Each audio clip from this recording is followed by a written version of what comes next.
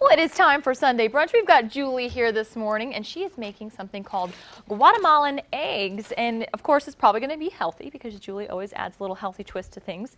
But this smells really good. What is this? Okay, so my husband and I went to Oklahoma City, and we went to a Guatemalan restaurant, and we had this amazing dish, and I did a slight modification.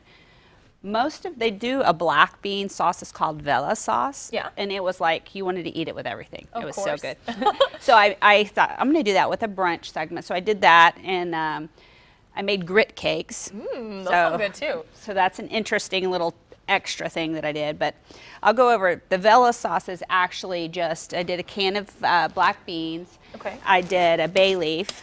I did a half of onion, a half of red pepper. Blend them in the food processor, and then you cook them down because they'll be a little runny. The grit cakes, I just did an instant grit. I rolled them. Like the grits in the container at the store? Yeah, I cooked them, the instant ones.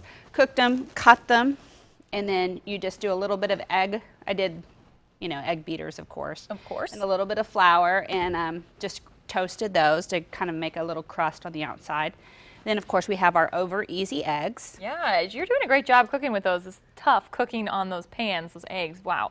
But this is something that's kind of cool when you can take an example that you saw at a restaurant and then you can go ahead and make it your own. That's awesome. That's something people should probably try more often. And so then another thing I do is a little, this is like a salsa fresca food processor.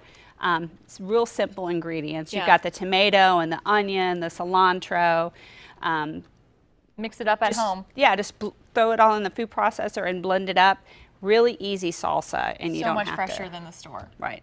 Wow. And it's healthier too, probably. There's no preservatives and things like that. Exactly.